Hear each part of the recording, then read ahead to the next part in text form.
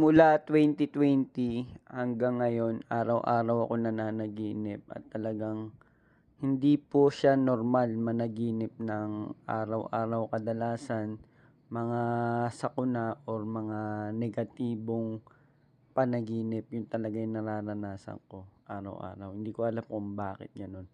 Pero magbibigay ako ng isang example ng panaginip ko nung isang araw. Nakapanaginip po ako na halos malawak ang sunog, tapos kadalasan puro poste. Poste po yung nasusunog or mga kagubatan. Parang dito po sa Pilipinas mangyayari yan. Tapos meron pa isang lindol na tatama sa atin at talagang ang daming bahay na nawasak.